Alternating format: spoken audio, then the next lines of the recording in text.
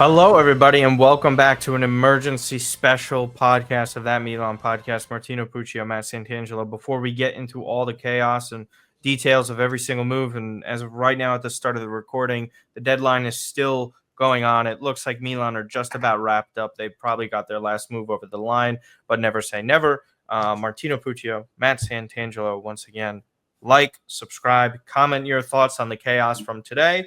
Let's get into it. It's madness. It's absolutely been madness. Basically, the entire January transfer window for Milan is completely surprising on many fronts in terms of proactiveness, in a way, and aggressiveness in making moves and ripping off the bandages that might have been on for too long. And we're going to go into every single move that has been deemed pretty much official and basically over the line. We have a few questions from some of you that we'll also get into. We're going to get into the sales first, or loans as well. And then on top of it, at the end, the purchases and incoming loans of said players and where that leaves Milan moving forward. So, Matt, to start off, no Okafor. We had seen him basically join RB Leipzig, get to Germany, fail his physical, return to Milan, and it looked like that he really wasn't going to get much of a go anywhere else. They were trying to find a new location for him, a new team after the failed transfer to Leipzig. Here we are, lo and behold, off to Napoli, who obviously needed to get somebody in an attacking position due to the fact that they lost Cavada to PSG. We'll get you some of the details in a second on the ticker, but it's a loan with option. Milan for around €2 million for the rest of these 5 months or so, and on top of it, a €23 million option, which feels unlikely to be triggered. Probably going to be worked down a price if Napoli are happy with this loan. Obviously, Okafor out of shape, injury prone, and goes to a Napoli who are contending for the Scudetto. And let's face it, Antonio Conte, a manager known for whipping players into shape. We'll see if he's capable of doing that with Okafor. But it was nice to see that Milan had a resolution for a player that clearly had seemed to be phased out and no longer having a spot within this squad. I mean, look, I think, initially my thoughts are ideally you'd probably not want to send him to Napoli. Now, I know he is potentially dealing with some fitness issues, doesn't look like he's in the best of shape based on what we've been seeing, reports, the like. So for him to go to Napoli, who were scrambling for wingers, they sold Cavada a couple weeks ago. They looked like they were trying to go in for Garnacho. They were looking to go in for Saint Maximin. And now they go and they get Noah Okafor, which by all accounts probably wasn't Conte's primary replacement or one of his options for the winger position.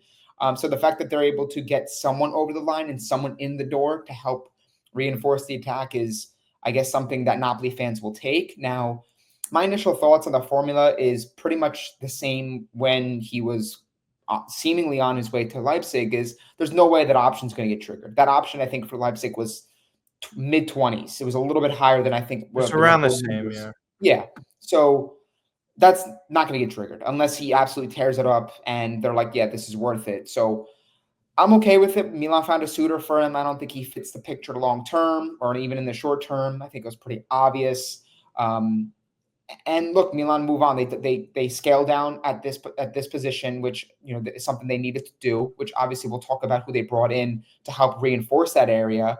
I guess I wish him all the best. In a strange way, maybe I hope he does pretty well, just not against us. Because truthfully, if he aids Napoli in a title chase and they do well, then I think at the very least, if they don't trigger the option, maybe it's something that Milan does reconsider and they get still a good fee for him in the summer if they negotiate terms. Yeah. So I think that's kind of how you have to approach it from a Milan standpoint. And I think it's very similar to the same conversation with Ismail Bennacer, is you kind of want these players to perform if they're not coming up against you, of course, because ultimately it's going to mean Milan getting more money in return. So before we obviously get into the more numbers and the brass tacks of it, I think it's a pretty good deal for Milan. He wasn't in our plans, and we move on from him. Yeah, I mean, listen, I think you're right in the sense of just getting a deal across the line where you still offer yourself some flexibility in negotiations. Again, obviously, if it fails, it fails. They're not going to buy him. So that price becomes irrelevant. But I think to the more interesting point is what if he does well? My estimation within timeline, getting into shape for what Antonio Conte wants in his squad, that could take a couple weeks. Then you're starting to look at March. Good news for Napoli and them is that they only play once a week. They're not playing anything else but Serie A. They have been eliminated in a Coppa Italia. For me, what sort of impact and role does he have there? Is he a wide player? Is he more of a player that plays inside, more of like a nine? It really is Plays interesting to off see how Lukaku, maybe. it seems interesting as to how that develops. I think Conte is one of the best managers in the world in terms of player development. Lots can be said about a lot of things about him, but this, make no mistake about it, Noah Okafor is a talented player. I think if Milan get anything above 15 million, it's home cooking. I mean, seriously, you knew what this player was. Bunch of injuries in his first 2 years, on top of his injury record back at Salzburg, and to kind of recoup that while he was basically useless all year for Milan and really only making an impact off of the bench last season. If you recoup anything above the 14 million you initially paid down on, it's a good deal. I understand this whole thought of backlash regarding giving a competitor, a player like this, hey, you know what?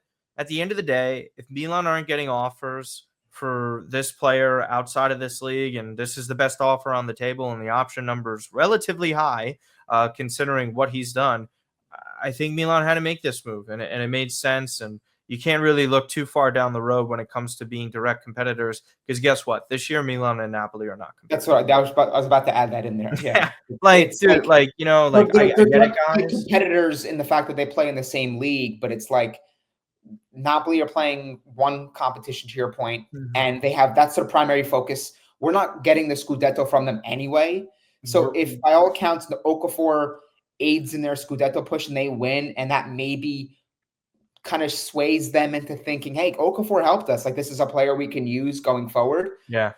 I'm He fine with stays it. It's relatively not like injury free. it's not like it's you Tomori going to Juventus or something like that where it's like, hey, this team is depleted. We're giving them an opportunity to get a pretty good player in. And Yeah. you obviously look at how it unfolded for Juventus, right? Like they barely got that Kelly deal over the line, but they were Yeah. struggling to get center backs in Miserable. there. And I think again, you can't look too much into it. The context does matter. People might say you're strengthening a rival, but this year they're not a rival for us. We're not in No, contention for they the. haven't been directly competing for a title against each other since Maradona was at Napoli. Like that's Yeah, the reality of it. It's true. It's truthful, right? Like Napoli weren't close to Milan when Milan won the titles recently, and vice versa. So, and also just real quick, just on the final point is that when you guys, some people might want to make comparisons in terms of giving a direct rival a player. Kalulu made no sense. Milan could have used Kalulu in multiple positions. Where yeah. Noah Okafor arises within this is he has no role, and they're not going to use him, and he wasn't really being used that much. And yeah, and it's probably what we'll get into with the signings coming in. No spot for him. Now, moving on to I think one of the more interesting ones in terms of emotion to kind of digest with how quickly this one moved. With Ismail Bennacer, it seemed like from all reports that he was wanting out. And this was really a situation when Conceição took over that it hadn't really looked too good for him. The lasting memories at this point, and he's been linked with France and Ligue 1 for some time. Obviously, a youth French international, eventually playing for Algeria, being a MVP of AFCON as well. I want to talk about firstly his career at Milan and where we kind of got to this moment and how things have gone. And you and I have talked about this extensively. I have made it a point time and time again to mention that this is not the same player we saw years ago. This is a player who has routinely gotten injured, struggled to get back into form, and when he does get back into form after that takes a while, you're seemingly looking at complete lost seasons. And we're talking about 2 years on now, getting into his late 20s, and noticeably different as a player Mhm. every single time he returns from an absence, whether it's injuries or just time away. Milan eventually had to make a move for this. I thought it should have been over the summer. He goes out on international break. He tears a muscle. He doesn't come back really until January. Does a phenomenal job of rallying the squad to get that Supercopa, showing his leadership skills. But as I posted today with the Atletico Madrid highlights, where was that player? Where has that player been? He's been non-existent. And Milan can ill afford to really sit here and lose a player for even greater value over the course of the next 4 to 5 months or so. Much like Noah Okafor, you stand to lose more money if you take this risk of keeping this player. And again, it's not like he plays so great while coming back. Like, for example, Paulo Dybala. Dybala can justify what he does by his performances despite not being clearly healthy. Bennacer has not done that. And there's been a long enough period in which Milan have gotten rid of better players. And there was a long leash for Bennacer. There truly was. And he's been back for quite some time now. He did not adjust to it. So he's heading over to Marseille. It's a loan with option to buy for around 12 million plus bonuses, reported by Matteo Moretto, 2 million option. Again, key part in all of this, Bennacer wanted out. Little bit of a trend, which is interesting, Matt, sort of playing into these stories and rumors of friction in the dressing room. Morata gone because of certain things. You see Calabria go as well. I think there's multiple factors in this. You can't really look at one thing. But I think it is upsetting as a whole, even though I have thought it's best for Milan to move on. And I think it's best for him to move on. But this was a really, really, really good player and a servant in a title-winning squad. And there's zero shot in hell that they go to a semifinal in the Champions League, winning a Super Cup, or winning the Scudetto without Bennacer. And it's sad to see the way this story ends, but ultimately it feels like the right decision by Milan. Your thoughts? Yeah, just based on, just speaking more so on the transfer formula and the details there, I think it's a pretty good deal for Milan. I think, look, obviously, in situations like this, you probably want a little bit more guarantee. And as far as like a permanent basis, a permanent move, I think that Milan were in a position also due to the fact that this kind of came about very quickly on the final day. So Milan were in a kind of a bind, and they were like, all right, the player's unsettled. He doesn't want to stay. Let's find a quick solution for him and a quick suitor. And Marseille stepped up, and they were interested in him in towards the tail end of the summer when Milan were trying to get Manu Kone. Of course, that deal collapsed. They were kind of hand in hand at the time, and he stayed. And it even looked as though that up until maybe earlier last week or midweek, Bennacer was actually going to stay because there were some reports circling that Milan are content with his performances and they actually want to keep him versus and versus getting another midfielder. So the fact that Milan were able to somehow broker a deal pretty quickly, and I think more importantly than look, it's an option to buy. I think if, again, similar to what happens with Okafor, if he performs for Marseille in a new change of environment and he helps them compete, maybe get top four, whatever they're in contention for, I think that's a pretty good return for Milan, but it's also a pretty favorable fee for Marseille that it seems like they should trigger that, barring an absolute disastrous next 5-6 months for him.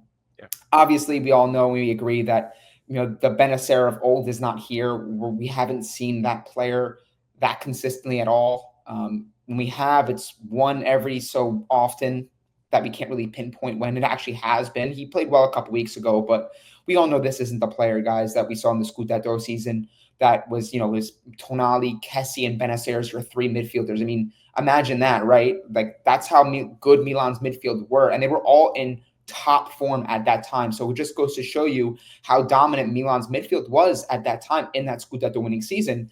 And even in the Champions League, Ismail Bennacer was a force. He was a factor, but you can tell the injuries have really taken their toll. Just that little bit of shiftiness that he used to have in his game, the carrying forward, being able to burst through presses and do all those sorts of things that Milan bought when they brought him over from Empoli.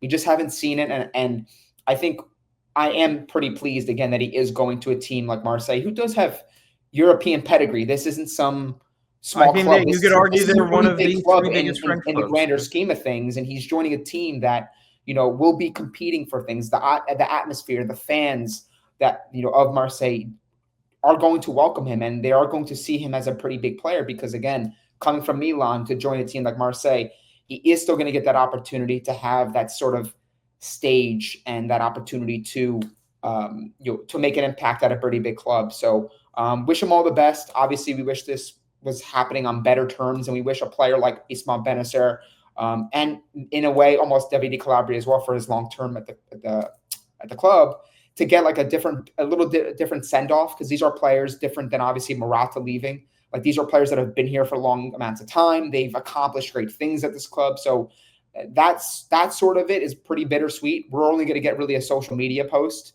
for Ismail Bennacer, which is unfortunate because I think he deserves more than that. I think he's a player that has, to your point, contributed a lot to this club since he arrived in 2019. So a little bit bittersweet there, but the time was right. Milan had to move on. I think Ismail Bennacer obviously had to move on as well. And I truly wish him all the best, because this was a player that I truly loved, and I know you loved him as well. Yeah, despite what a lot of people on the internet think. Calabria did have a nice send-off video today from the club. I don't anticipate it happening from Bennacer because of technicalities, because it's not a permanent transfer right now. Yeah. So I don't see a move happening, because what if they say goodbye? He's back in June. Yeah. Things could change. But as of right now, it looks like Bennacer's off permanently. Yeah. So again, loan for $2 million with an option to buy for around 12 plus bonuses. So again, I think Milan purchased him for around 14, 15 million. This was one of the better deals Milan have done in the past decade.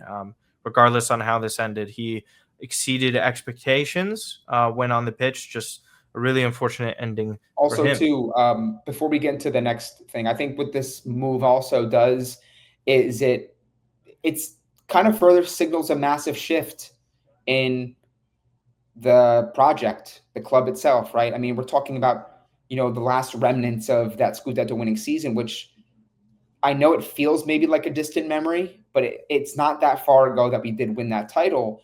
And we're looking at this team, and this team is by all accounts like vastly unchanged or changed since that point. So I just want to kind of emphasize that as well, is that with him leaving, it's not just, okay, he was a good player, he did this for us during this year, yada, yada, yada. It's like, this is becoming like a very different team in Kareem landscape about it all the time from what we just had a couple years ago. Yeah, I'll just pull it up real quick. I think everyone kind of remembers it, but the photo. Just gonna get this to you right here in a moment. And here we go. These are all the players that are left. I mean, you could see it, guys. Like Leao, Tomori, Magnan, Teo, Gabia. That's it. It's everybody. So again, best of luck to Bennacer in France.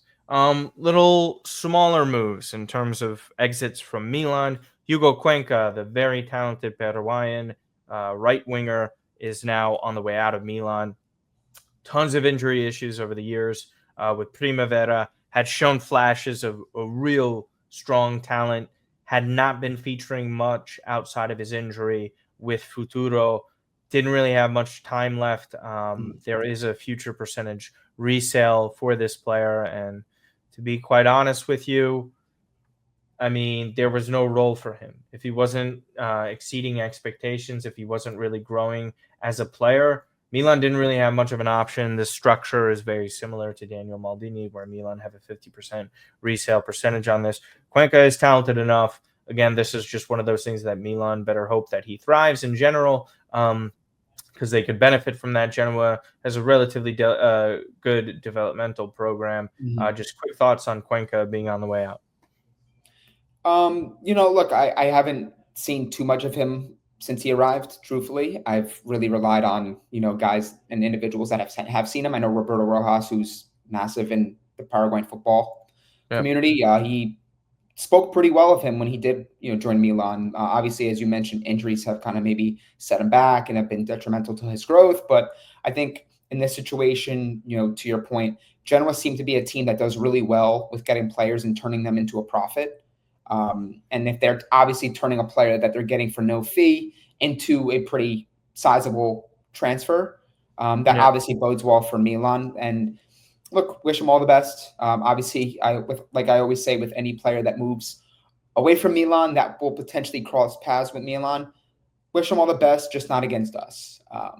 A player that had some talent, but I think it's worth pointing out as well again that, a lot of these young prospects that do kind of get that initial hype and that, are floating around in our system for X amount of years, guys, it's a numbers game. A lot of these players are simply not going to pan out. They're not going to be first teamers. How many times have we seen over the years the Giacomo Berettas of the world, Poloskis of the world, like these guys, like they're not all going to be first teamers. So I think it just goes to show you and puts things into perspective how, we've had guys like Locatelli, Calabria, De Scio, Gigio Donnarumma, some of these guys come through, but we haven't had that many. So I think if you can understand and identify the players early on, which ones are going to have that ceiling to be Milan level quality, which ones aren't, and you can move on from them early, I'm okay with it. Because this Milan Futuro, when we did initiate this for Milan as a club-wide thing, also one of the purposes of it was to be a source of profit, a source of obviously development into first teamers, but players that can eventually maybe flip Milan some extra cash. And I think in this situation, again, if Cuenca does pretty well at Genoa, some team might go and try to snap him up, and Milan gets a little bit of a chunk of money back. So wish him all the best. Maybe he turns it on at Genoa, and who knows, maybe he sees Milan regret it. Yeah, we'll see what ends up happening. Just seemed like some sort of move Milan had to move on from. An interesting and kind of exciting exit to an extent. Kevin Zeroli is loaned out to Monza. This made far too much sense. Every single time he was with the Futuro, successful, doing well, being a main cog in terms of scoring goals. We've seen him debut. We've seen him get that sort of experience. Ultimately, where Milan are at, the midfielders that they have, the things that they are competing for, and where he's at in his career, there's nothing more important for him than to play. And I think heading off to Monza, regardless if this is a dry loan, by the way, and heading off to Monza is a good spot for him. Yeah, they're struggling within Serie A, looking like they'll probably get relegated. But Zeroli getting these rather important minutes in Serie A. We'll see how often he plays. They obviously just gave us their best midfielder. So for me, I just want to see growth. I think this is the most important thing. How much can he leap from February to June? And where does that put Milan in terms of his role for next season? I think it's easier to evaluate a player like that because Serie A was clearly above where he was at in terms of his skill set and his ability. And starting for Milan and Serie A in multiple competitions is not also his level. So to get out there and get minutes for himself in a club that has done pretty well in terms of developing players in Monza, despite their results and where they're at, I like this. I wish him the best. I really think that he has the opportunities to succeed. I think there is a professional player in here at the top flight. How high that ceiling is, we'll find out. I think this would be a very good indicator of that. Your thoughts? Zeroli is a player I do like, in the very limited action I have seen. I think this is a player that when you look at Milan Futuro, when you look at the strength and the quality that maybe lies in that sector, Zeroli is often one of the players that people mention, right? He's amongst some of the top guys in that setup. And, I think you're bang on, right? He's a player that has been training quite often with the first team, but there's training with the first team and kind of bumping shoulders with a lot of these guys and trying to understand what it takes to be a professional in the first team setup. And then there's actually getting true minutes that will aid in your development. And I think that this is what ultimately it will do for him at Monza, a team that obviously needs all the help they can get. They're on their second coach. They're a team by all accounts looks like they're going to be heading back to Serie B unless they change things around very quickly. But I do appreciate, Galliani, Monza becoming that opportunity maybe for Milan to loan some players over there for them to get Serie A experience. Maybe there's sort of that synergy, right? Galliani helping Milan out, Milan helping them out, because they did try to get a deal done for Camarda, but it's not like it soured enough to the point where they were saying we're not going to give you Zeroli. So I do think that that's pretty important there as well. And again, he's 20 years old. It's a little bit of a different conversation with Camarda, who's still 3-4 years younger at this point. Zeroli at 20, he's ready to play much more minutes. He's ready to get that opportunity to get Serie A exposure underneath his belt, just kind of get an understanding of what it takes to play at this level. And yeah, for a dry loan, I think it's a pretty solid deal for Milan. And yeah, I wish him all the best. Hopefully he makes the most of this, and we can reevaluate and reassess things in the summer and see where we're at. Yeah, I just think like it's so difficult sometimes in a project like this when you have all these players and the manager comes in to Pressure try for and help. results too. Yeah, it's just I think again it doesn't sync up where he's at. Keeping Camarda made sense because Morata left more thin at striker. And again, just a different talent. So Yeah. Zeroli got that move. So we're sticking with Monza and our guy, Dottore Galliani. I mean, I love this move. This is arguably my favorite one. I know Santi, we talked about yesterday. You guys can go and check that out on the live tab. We will get other people on to discuss Jimenez at length. But again, Warren Bondo over to Milan, a player that has been scouted by Milan for nearly 4 years at this point since he was back in France. Obviously, one of the more talented players that Monza have had since they've arrived in Serie A. This is a player that essentially comes in and immediately replaces Bennacer. One of the number one things that he will have over him is availability, and that's the most important ability. Bondo has, in my opinion, shown to be a quality player. I think if you were to make an 11 of the 10, or sorry, you make an 11 of all the players from 10th place and lower within Serie A, I think Bondo gets into the team, or he's at least in the conversation for it. I think he's that sort of talent that could really develop over the course of the next few years. And listen, proven Serie A player, that checks off a lot of stuff for fans that are excited about that. And he's French. So Moncada is happy. You guys are happy. I've seen a lot of comparisons, and they kind of really infuriated me.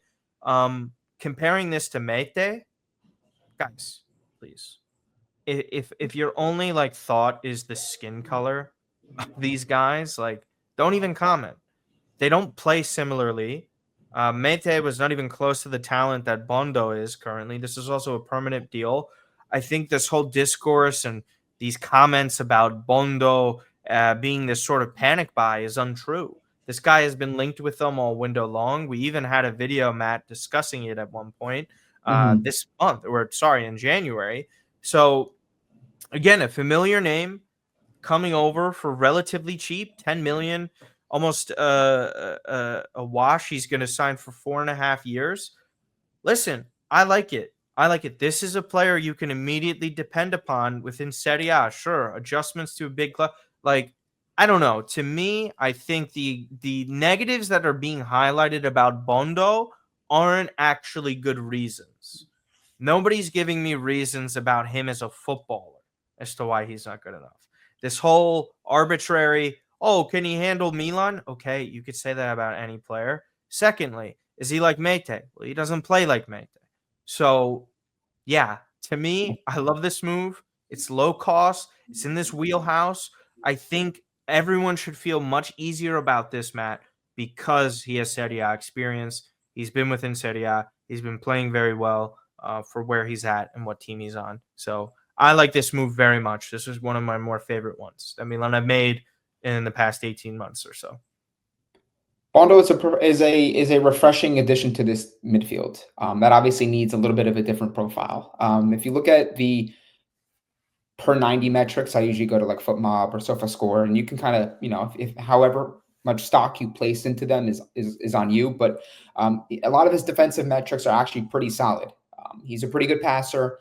He's someone that can carry out the back. I don't think he's going to be, this goal scoring midfielder that many people, sort of misprofile others as. Like they look at midfielder and they say, can he score goals? Oh, he doesn't have any goals or assists. This guy can't do anything for us. I think that it's understanding that of Milan's need, and did they address this need with the midfielder? And I think they did. And now that's not to say that I think Bondo is a finished product, but what does bring me a little bit more comfort is the fact that this is a player that you just mentioned. Milan have earmarked for a while. They've scouted him pretty extensively, and this dates back to even when Maldini and Mazzaro were at the club. So this has Moncada's hands all over it. Is basically what I'm saying. in the sense that this was a player they looked like years ago before he even moved to Serie A. This was a name that floated around in the summer and a couple months ago. And the fact that they were able to swiftly, and that's maybe what makes it a little bit more of an enjoyable move, is it was a very swift action. That they backed their scouting, they backed their extensive body of work on that side and said, Bondo, let's go get him right now. And they made the deal happen. And they made the deal happen very quickly for a pretty good fee for a player that, in my opinion, hasn't reached the levels that I think he can reach. He's still very young. Yep. He's 21 years old. To your point, I think over the past 2 seasons at Monza, he's already featuring in 25 plus games, give or take. So I understand that people might say it's a panic buy or it's not the type of defensive midfielder or in that direction or ilk of a defensive midfielder that we needed. But I think right now, I think it's a pretty steady addition that's really pretty low risk. I mean, I think this is a player that if there are some doubts and there is some struggle to adapt, I think that you could still flip him for a pretty decent price, which is not something you can say about certain individuals who are a little bit older. So I think that that kind of plays into it as well. And I do like the upside in this move. And again, I do like the fact that it's not a huge outlay. Milan can bring him in. They're not expecting him to be this sort of crucial first team everyday player. I think you can put him into certain games. He'll do a job. He'll show some of his quality. And this is a player that, look, I'm a firm believer in a change of environment. Monza are not in the greatest situation. It's very difficult to have that sustained amount of form and success when you're constantly changing coaches. You're constantly changing systems and formation. You're constantly playing with different personnel around you. To go from Monza to Milan, and for him to be playing with guys like Fofana, countryman, Teo, countryman, Magnon, those things are important. I think that that will aid in his development. So I can't really complain too much about this move, to be honest. I am pretty pleased with it. Yeah. And also I saw some people kind of referencing, oh, this takes him out of Ricky and all this. That's not true. I think Musa and RLC. Very funny how I said yesterday, I think Bennacer is on the chopping block. I don't think you see him and Musa come June. I think RLC and Musa are definitely potentially on the chopping block as well. I will also like to say what you were mentioning in terms of just the swiftness of this move. The second Bennacer had approached the club saying, I want out. They had their guy lined up.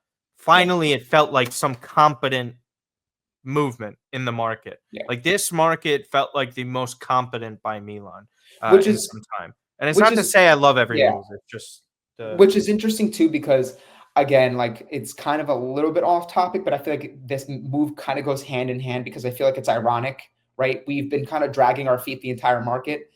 Milan fans, we're not going to get anybody. What are we doing? This management doesn't do this. They don't do that. I said it. I said we wouldn't sign anyone. And then all of a sudden, in the last days of the market, where Adrio Galliani was synonymous with making these late splashes, Milan all of a sudden get a swift kick in the rear, and all of a sudden they're completing some pretty good deals that, if you look at the players they brought in, I like all the signings. I think it's interesting because it's like a what have you done for me lately type thing. People might say, well, it took them long enough. But I think sometimes if you sign players earlier on in the market, sometimes you can often forget that you actually brought them in. And again, I'm not trying to be a conspiracy theorist here, but hear me out. I just find it funny where it's like fans were so unsettled and annoyed about the lack of activity. I almost think this was like a PR good, like, look what Milan did. You got Kyle Walker, Jimenez, Joao Felix. Like they kind of waited to make it this sort of deadline day madness type of thing. You can look at it the way you want, but truthfully, Jerry is a guy of ego. And I'm not saying that they deliberately waited, but I think it's kind of fascinating how all of a sudden we were saying they have the money. Why don't they do this? And all of a sudden in the last 2 to 3 days, they're getting all these guys. I don't know. It's just interesting to me. I'll bring that up. I'll just mention it now because we still have plenty of time. We have good pacing. I was talking to Gino from Max and Gino's podcast of MLM, so be sure to go and check that out, guys. And Gino and I always see eye to eye. A lot of the content creators that we actually talk to, podcasters, we all see eye to eye, and on top of just being friendly. So what Gino and I were both saying were just like, a very reactionary front office, executives, whatever, director, board, whatever you want to call it, right? All the names. Very reactionary in how they do things, right? And I think it started with the Lopetegui stuff. Oh, they don't like it. Okay, we're moving on. We're getting Fonseca. Fonseca's he's not working. We're going to hold on to him though, they're always very interesting in how they do it. They're holding on to Fonseca despite some criticism, even though they probably shouldn't have hired him in the first place. They hold on to him for a little too long that it might hurt them in the top four, just like holding on to Stefano Pioli made little sense when there were other managers on the market that they could have brought in. Like, for example, if they were interested in Thiago Motta, if they made the decision to sack Pioli sooner, they could have started negotiations. Regardless of how he's doing at Juve, it's about their ideas and how they execute them. So to piggyback off of that, and what you're saying is, we look at it where Milan are currently. There's 16 matches left. They sit 8th in Serie A. They just got kicked out of top 8 within the Champions League, and it has a lot to do with how they've been playing, how their execution is, their rotations, their up and down performances, where they're playing well against Inter, fortunate enough to get that result, but the point is they haven't lost to Inter this year. It's one of the best teams in the world. And then you see them drop performances, draws against Cagliari and all this. You see strikers not play well enough and not score. And 2 straight managers in which are beefing with players and not seeing eye to eye with players. You could argue even back to Pioli. There's 3 straight managers now. Pioli was a better guy in terms of keeping it in-house and not having that friction there, but you could tell by the way certain players would play and not play where that relationship was standing. There is a staunch amount of players within this team, and some of them have already left, where we're getting the captain throwing the water bottle at people. The absolute lack of serenity, I think, finally came to blows, right? That all fans were able to identify. You, I, everyone else, even the extreme Redbird haters, were able to identify and diagnose that the problem at this club was a lot of people aren't good enough and a lot of people don't have that attitude to be good enough. And what ultimately came down to blows were people didn't want to be here. They knew that they were facing enormous losses if they don't make in the top 4, and time to put up or shut up. Because, again, no FFP restrictions. You know you're getting all this money for player sales, and even more so now, likely that an Alexis Salamakers is in there. And guess what? The manager who's done a pretty good job of making you guys compete, instantly winning a trophy, highly respected, is also saying the same things that past people were saying. So I think inversely, they had to sit there and say, okay, what we're doing is clearly not working. And if this is not working, we have to correct our decisions. Which goes back to the last point in which we were doing last episode. Do we give them credit for that? I give them some credit. I don't applaud. I think those are 2 different things. Applauding is this Bondo deal. Opportunistic, really making the best of a situation in a player like Bennacer. Great job. When it comes to Emerson Royal, Morata, that's on you. I'm not applauding you for getting rid of a player that clearly wasn't good enough in the first place. So I think all those stuff culminating into what we see right now, they're also trying to save their asses because a lot of their contracts are up in 2025, Moncada included. There's hawks circling around about who's coming in as a new director. What's most important for this club at this moment in time, Matt, since they can't win the title? Let's get top 4 or 5 to get back into the Champions League. And the best course of action that they have realized is not cutting corners anymore and actually paying up for marquee talent and getting them in here as soon as possible and adding to your team in order to compete. Now, whether or not it's too late will remain to be seen. There's 16 matches. You have the Champions League. But ultimately, I totally get where you're coming from. But this has been boiling over for so long. And it shouldn't have taken till now. And I think Voice of Rossonero, he's a great account on Twitter. I'm not sure if you're familiar with him. I'm sure you've seen his tweets. He made the great point of like, this is actually a good window by Milan. There's stuff that you could applaud him about. But you know what? It should have happened in the summer. And that, again, is why everybody is pissed. Just like everybody is pissed about them playing down to their opponents and only playing up to the top of teams. It is the dysfunction and lack of consistency in executions and decisions with this club. And I'm so happy that you brought that up because it's just annoyed me. And one of the moves that kind of plays in part with this is Joao Felix coming in. This seems to be just a dry loan, Matt. For me, I sarcastically tweeted out, "Oh yeah, finally, this is the club where Joao Felix is going to thrive in." It's another loan deal. It's another failed transfer for him at Chelsea. Really had no spot there, no playing time. Tactical fit here, man. Speak to me. I mean, there's talent here. We know that, but it just cost. We know his agent. We know that this might not be permanent. It can hurt for 6 months, or where are you at with this? I don't think it's a matter of whether I like the player or not. I think I'm a sucker for a change of scenery. Can do a great player well, especially when he's joining an institution like AC Milan, and he's going to be playing under a coach like Sergio Conceição, who is Portuguese, and he's going to be playing along We did Rafael talk to Leao. him, by the way. So just Yeah, who did for the talk to him once he touched down in Malpensa, based on what I was reading.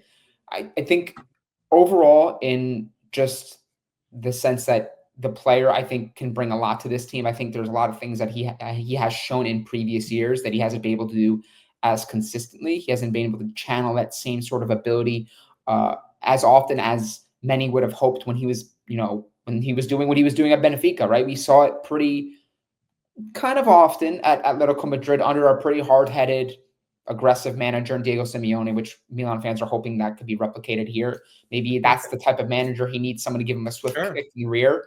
Who knows? The one thing that, again, I just kind of latch on to with this, well, the second thing I latch on to, the two things I latch on to with this is we weren't able to negotiate some semblance of an option in there, even if the option was a little bit high. Because I think Chelsea wanted 35 million was like the floated number that I read. Milan could be in a position where we kind of fall in love, we're enamored by the player, and he fits perfectly seamlessly within this team, and he's a great number 10 for us and a player that can kind of roam about in the attack. And now we're stuck back in the summer thinking, or having this conversation where, man, we can't really work out a deal with Chelsea because now Jorge Mendes, Chelsea, they're going to be looking to say, hey, look what he did at Milan. This is a fine player. He did it at Milan. He can do it for another club. Aston Villa were interested in him. And secondly, I just kind of scratch my head with the decision-making and handling of just his career in general, because I think you and I have seen Chelsea and what they've kind of been trying to assemble with this team. They're bringing an attacker, which feels like every other week. And I'm looking at, if I'm a very smart agent and I'm a player of this caliber and Joao Felix, I'm thinking to myself, do I really want to go to Chelsea? And I'm no disrespect to Chelsea, but I'm not going to play the way I think I'm going to play. I'm not going to play frequently enough. Yes, it's a big club. Yes, it's Premier League money. And it's easy for players to fall in love with that paycheck. But I'm looking like big picture, like your career is a little turbulent. You're not able to have a sustained home, amount of football, amount of minutes, and a role within a team and a project. Why are you going to Chelsea in the first place? So, yes, in just strictly the name we got and the quality and the risk in a loan, I'm fine with. Like, I think this is a player that is very, very talented. I don't think anyone can really dispute that. Now, he hasn't shown it as often as we would have hoped. And man, some of those early Benfica matches that he played, man, this guy looked very special. And he's not very old. He doesn't have a big serious list of injuries. So I think that's a pretty good positive. My thing is this, and this is the kind of question, by him agreeing to this move and adamantly pushing for Milan, because he had offers elsewhere to probably stay in the Premier League, his agent brokering this deal and getting it done as quickly as he did. And this was something that's been floated around for a couple of days now. I don't think you and I, we would agree. We probably didn't think this was even a possibility. Correct, yeah. Because I thought they wanted, reports were saying they were trying to force. They wanted like obligation, loan with obligation, or permanent. Right? Milan are like, nah. He's signing up to join Milan. Like, he kind of knows what comes with the territory of taking this move. If he thinks he's going to join Milan and he's going to dog it and he's going to do a lot of the things that I have Portuguese friends who are football fans, and they know Joao Felix. They watch Portugal extensively. And they told me, like, he's a partier, or supposedly he's a partier. He's lazy. He's not like really committed like he was when he was at Benfica. That's all I'm going to say. And I think that he has to understand what he's signing up for. If he thinks this, hey, man, I'm going to play for AC Milan. Kaká played there. He's one of my idols. Sergio Conceição is going to say, you're not playing because we don't have anything tied to you. I'm Well, gonna be a player. that's the big thing. Yeah. So You know, so like he, by all accounts, he has a lot to prove to not only himself, but Milan, his agent, and any potential suitor that if he doesn't stay at Milan, should they go in for him next summer. Yeah, and that's the kind of issue with the Premier League, I would say. And it's not an issue about the Prem, this is what the Prem is. They could pay for someone like Joao Felix in theory, right? But can they offer what Milan can offer? And that's no. Doesn't matter what Aston Villa does, doesn't matter what a lot of these clubs do. They have 5 spots maximum to get you into the Champions League, playing in the highest of competitions, warranting the salary for this player. He's going to get a rude awakening because, to your point, you've been at Benfica, huge Portuguese club. Make a huge move to Atletico Madrid. Don, the guy of the next generation of Portuguese. Barcelona. Well, goes to Barca. That fit made no sense to me. Chelsea fit was sort of like, we're getting a collection of talent. We're not going to make sense of it, but you're coming. They spent tons of money. His contract expires in 5 years. So Chelsea doing that kind of stuff. What does he value? You stand to lose more money and where you're at in your career if you're just a backup at Chelsea. Chelsea, not superiorly incredible offensive talent. They've stabilized the situation somewhat and are improving, but he clearly had no role there. Mendes, with his agent, is sort of sitting there saying to himself, what is the best course of action for this player? Where can he actually thrive? Because guess what? He's 25 now, turning 26 in November. Where is his career at? He's supposed to be at the prime of his career right now. He's supposed to be thriving. He had some ups and downs, some good seasons with Atletico, flashes here and there. Is he going to be a flash in the pan guy? Or is he going to wake the fuck up and realize that this is an opportunistic job that you can actually thrive in one of the biggest clubs in the world if you actually set your mind to it, if you actually care? But the key word there. I think that stuff matters. And whether or not he does it is totally up to him.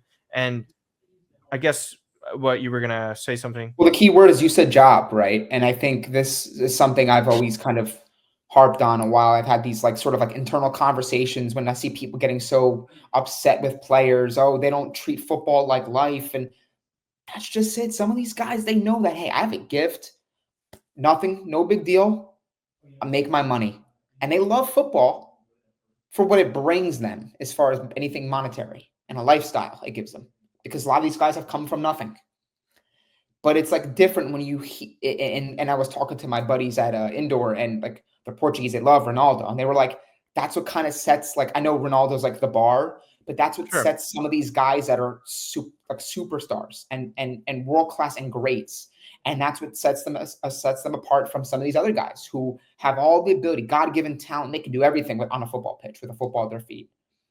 But they don't see it as everything for them, life. And when you reach this point where you're like, man, I've made the millions now. Can you still stay hungry? Can you still stay motivated? Some of these guys simply can't. Look at a guy like Antonio Cassano. There's so many countless individuals who have had all the ability in the world. Mario Balotelli. There's so many guys. They have everything they do on a football field, on a football pitch, but things get in the way. Distractions, vices, lifestyles, women, money, everything, cars. Football isn't their life anymore. It's gotten them everything they wanted. They're good. I'm not saying that's the same case with Joao Felix, but there has to be that sort of moment of reflection when he's bouncing around. And this is where I'm hoping that Mendes came in and said, this is AC Milan. If you think you're going to play the way you have at Chelsea and go there and do the same and not hustle, nobody's going to want you. There's no top club. Then it's sort of like, so I would love. I mean, I'm sure Sergio is going to speak to it, a little bit when people ask him about, Felix and what your thoughts are. But man, that conversation was probably one of those father son, do you want to turn your career around or not? I'm giving you the opportunity to do so, but you have to work. Isn't it crazy? I guess for the way I feel about this is I'm so indifferent. And that's so crazy to say about a player like this. I never had thought of the world of him like a lot of people have. I think some people have come around to the idea that he's not that good. Yeah. I think there's clearly an above average player here Yeah. that doesn't care to be above average and has also made really poor moves for his career. Like what he brings as a talent, like if we're talking about him as a player, going to Atletico is not at the spot to develop. Going to a spot like Barcelona, very like in a way similar to Griezmann as a player, not as good in the final third, not even close. No. Griezmann is legendary in my He's a eyes. legend, So where he's becoming as a player. I hope they win the league, by the way, just a side note. For me, Felix is sort of like you have to have the perfect storm and situation. Chelsea were willing to pay that money. They're still a big club. Again, like you say, if Milan don't work out, where do you go? You have all these years left on your contract. Chelsea clearly want you out. They don't value you anymore. They were so willing to just like accept a paid loan just to get you out the door. which is crazy. They just bought him for 50 million. They just bought him. Yeah. They just bought the And guy. well, because he had a good loan spell, because his loan spell was good. And then this is also Chelsea's fault. You change managers. You bring in these guys. You sign new.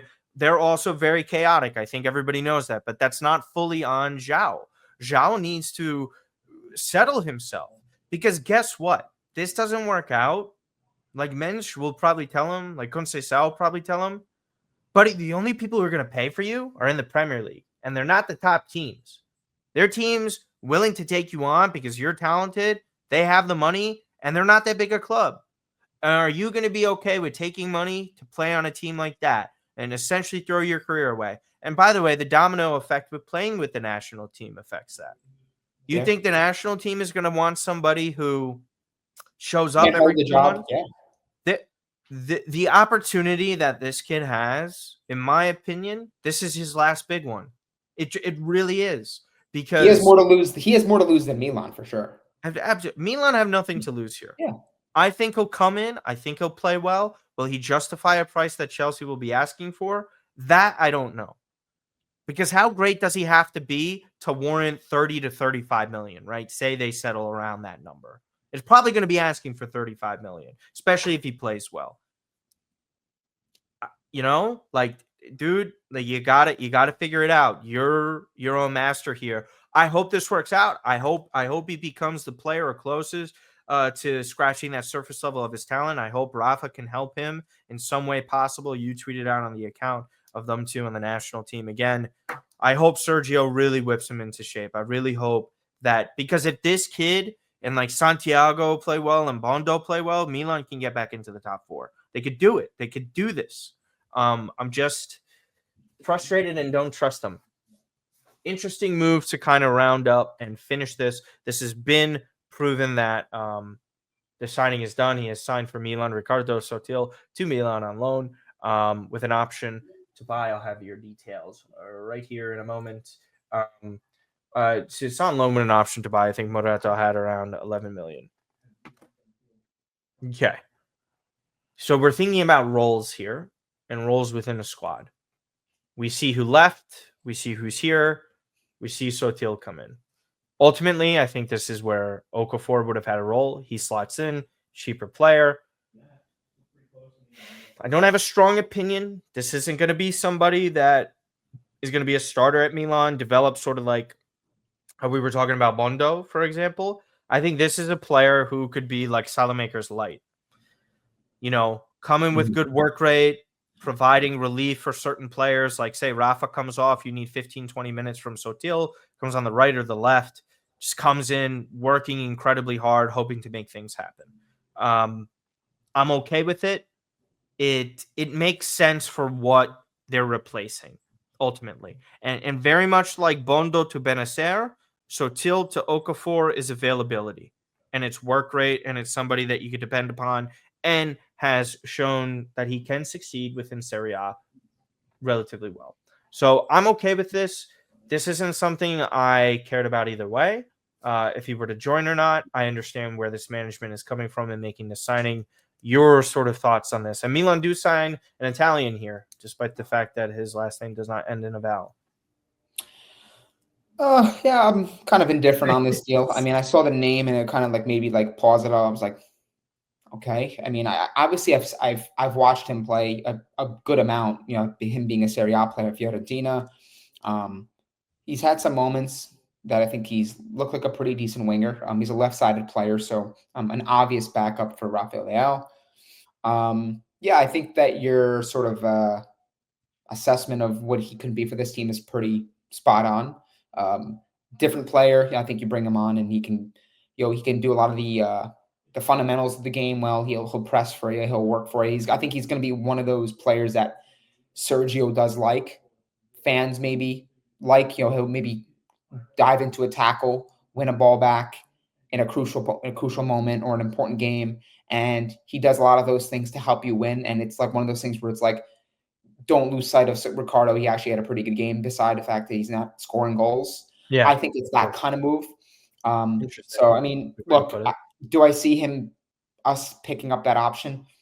I don't know. I think this is, again, and Fiorentina trying to shake up their team, because I think they brought in Zaniolo. They've brought in a couple individuals in their attack. So I think they're trying to make a push for Champions League, Europa League as well.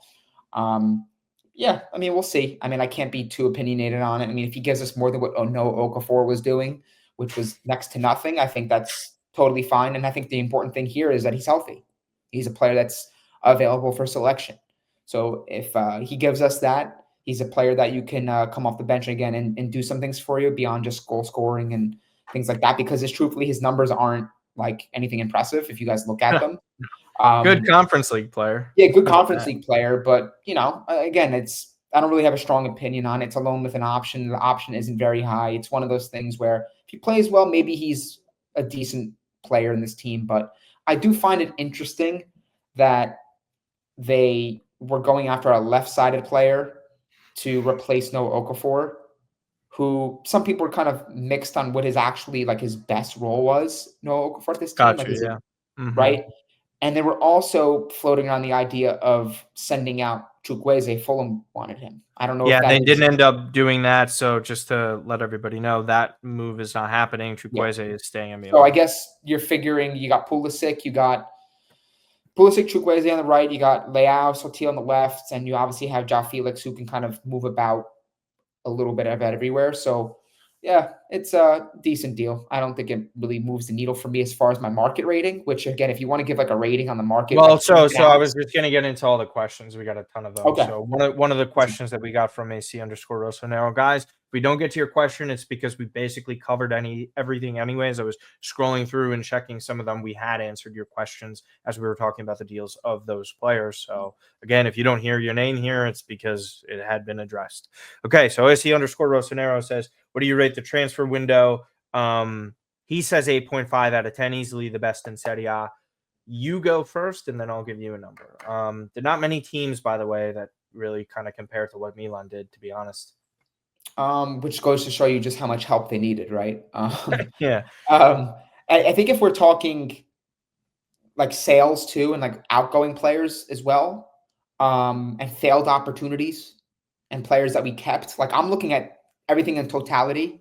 I'd probably go 6.5, 7, because I think it was worth pointing out that like we had a deal done pretty much for Emerson. We blew that, right? Like we could have sold Emerson and gotten Kyle Walker in there, and there's your upgrade, and we got rid of a player for a decent price, right? So that kind of like is like baked into my rating. Kept Pavlovic, which if he plays the way he had in the derby in recent weeks, same thing with Tomori. I think they're better than, in my opinion, what we could have maybe gotten on the market for, realistically got on the market. Between players leaving, you mentioned Okafor, you mentioned Zeroli, loans, all that sort of thing. But the players coming in, I'm pretty happy with it. Like, I like the Kyle Walker move. I know I was like initially kind of like on it when I first saw the rumor. But overall, I think the market probably 6.5, 7. I think that they could have done a little bit better with the handling of Emerson, and maybe they could have done a couple different things. Maybe like so they could have gotten someone a little bit different than Sottil. Maybe they could have got a different profile than Bondo. I do like Bondo, but maybe they could have gotten like a Ricci. Maybe that's too much to ask. I don't know. I don't think Torino was selling him. I don't think they were selling anyway. But 6.5, 7 is a pretty good rating. I can't give them 8.5, 9. That means they basically did everything right. I think I think it has the potential to be 8.5. I think 7.5. Some needs were addressed. Other stuff was poor. Emerson Royale, not great. Could have got rid of him. Calabria out the door. Okay with it. Bennacer basically had to cut your losses with that one. No Morata, Jovic leaving. so Morata, same thing, sort of cutting your losses there. I think Milan bringing in the player, Santiago Jimenez. I like the profile. Will he succeed? I don't know. He's not like this top blue chip guy, but he has potential. Felix on loan. Again, more of a question mark. Bondo, love it. I think it boosts it dramatically. I think keeping Pavlovic is also a good move. I like it. Technically selling in Luca Romero for some money. I think that kind of matters. 3.5, 4 million right there. Again, I think Sottil, it's sort of like, again, why do we give up Salamakers if this is like that? If this is who you're going for, getting rid of Salamakers makes no sense. I think also bringing it down to that 7 is because these moves should have happened prior to the fact. You do all the moves that you should have done prior now, and that hurts you because of where you're at. I think that stuff matters. Also, timing of these things. I mean, like, how many games have we played since the market opened? I mean, they cost themselves greatly. I mean, you know, what I know, some of these guys can't come in and play in the Champions League, but you know, it's just silly to me to kind of see that happen. What happens if Santiago Jimenez is in there quicker? Do we lose to Cagliari? I don't know. The amount of chances we blew in that game is silly. Question: do you think Chukwueze is better than Salamakers? I think Chukwueze, as an offensive technical player, is better, and that's the only thing. That is literally the only thing, and I'm not even sure it's that far greater anymore. No, man, it's really not. If I can just have the mic real quick on Chukwueze. If I could just have the mic on Chukwueze, yeah, man. I mean, this was a move that we were both really happy about when he first arrived, and like, man, like he's so limited. Oh, he's so limited. Like he can't dribble the ball to the byline and cross him with his right foot. Like he's super left-footed dominant. And it's like they got to move on. The work rate they have to move on from him like they did with Okafor. Yeah, they do. And they're not going to this window. I think he's definitely gone in the summer. Not a question, but don't like how they sign and let players go left and right. Do a good job scouting and let the players settle in. Not even. I guess that's just a general comment. I'm not sure. That would really depend on the players you're talking about. I think certain guys, they had to cut their losses. Again, like we mentioned, we're not applauding them. It's just sort of that thing. Also, too, guys, like go for it. They brought in a lot of the players that we sold for a different coach than we have now. So it's like I do in a sense like, well, real quick though, Martino, like you can kind of float in Sergio Conceição into the market rating, right? Like, because like we got him at December 30th. And it's like with him coming in, you really don't quite have an understanding of what we would have done on the market differently had it been Fonseca. Because if Fonseca kept the job a little bit later, do you think this management backs him? Yeah. Do you think he gets the players that we've got now? I don't think so. So it's kind of one of those things where I think like Sergio Conceição kind of gives my rating like a little bit of a bump, because I think without him being this bombastic, very big personality and very outspoken, we might not get some of the deals done that we did. Yeah. So in that sense, it's kind of like, but that's kind of getting back to the question, right? Like people, I understand, want players to settle, but I think like Morata making a ton of money, Calabria, like I'm content with those guys leaving. The Pavlovic one, I would have been very sour on unless we got like a really good fee for. So I am pretty happy that we're going to at least see that out another 6 months. And if he plays poorly, then you maybe cut your losses. But if he plays well, then you're going to be glad that we didn't settle on a $13 million figure because we only saw him for 1,000 minutes. So. Yeah, I don't know what happens with Salamakers. I think the window for him to return is still open. They were both dry loans. I don't necessarily think. I think someone like Conceição would like Salamakers. I think there is an opportunity for him to stay. But again, if Roma wants to meet that number, okay. I have a topic. Having reversed most of, if not all, their moves from the summer, who is accountable and how will they be held? Listen, I think it's everyone in management. Nobody could hide. I think Moncada, I think Furlani, I think Zlatan all deserve blame. Whatever happens, I'm not sure. My guess is Moncada's job is only hanging in the balance of top 4 or 5. Yeah.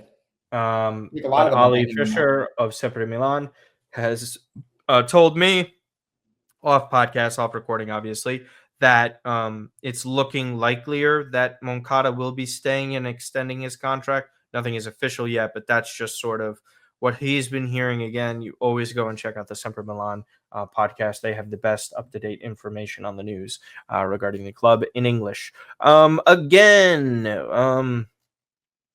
mean, we'll end it on this question. Is this the greatest winter mercato of the 21st century for Milan?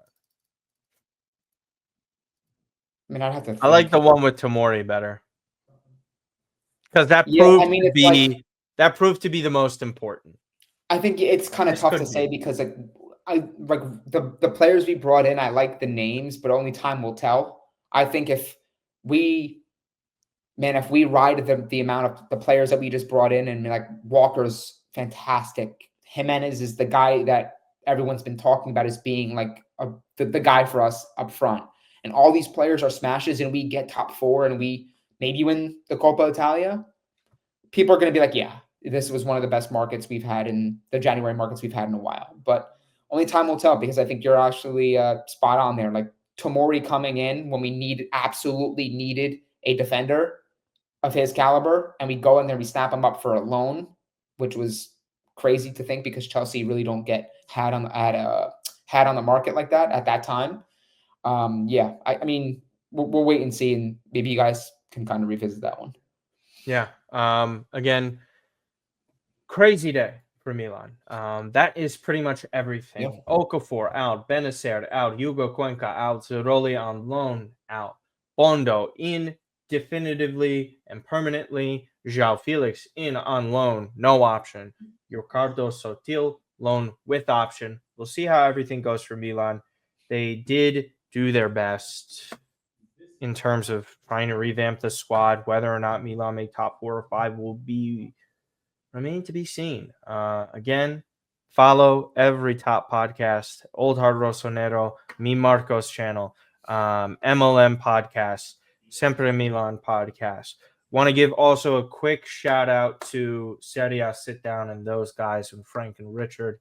They did basically post about their situation. I guess a long-term hiatus, kind of leaving the door slightly open for their potential return. But I just like to say, 2 quality guys who really did their best to put out content over the years for Serie A when there really weren't that many English-speaking ones, and they went through everything and did their best, given their situation as being family men. Seriously, it's not easy to find time to do that kind of stuff, especially when they have families doing the things that they did, and they were always nice and generous and kind. They're okay. I'm sure you can still follow them on Twitter accounts, but just to give a shout out to them, I think they did put in a lot of work over the years, and they really were passionate about it. So shout out to them. Any other YouTube channels I might have forgotten, I truly apologize, or channels. We appreciate all you guys. Big shout out to all the creators too that obviously kept churning out content. Kush. Kush. It's very difficult to keep up with a lot of the rumors and what's real, what's worth speaking on, and obviously the life of a rumor and like how things quickly change. So to put out content and to consistently be updating this big community that we have that we share with a lot of other creators. Big shout out to you guys and to those that listen to the podcast, that watch the podcast here on YouTube. We do truly appreciate you guys. We're actually, in a strange way, I'm also like glad the market's over because we can focus on football and we could see, if the players that we brought in can make a difference for us. So thank you guys for consistently supporting and for enjoying all our content. We appreciate it. Yeah, we really appreciate all of it. We've put in so much work. Tomorrow we're having an episode drop. So I hope you guys appreciated us doing this on short notice. Matt came straight from work. Being able to do this, I have been sitting around all day waiting to do this and trying to get everything. So you better like the video, you better subscribe, you better comment. That's all I gotta say. And again, Apple, Spotify, Matt, you can find him everywhere. at Matt_Santangelo at AC Milan Bros as well, and myself at Martino_Puccio. Whenever TikTok comes back, I will be back on there. Other than that, thank you guys so much for listening in on this deadline transfer day madness. Other than that, take care.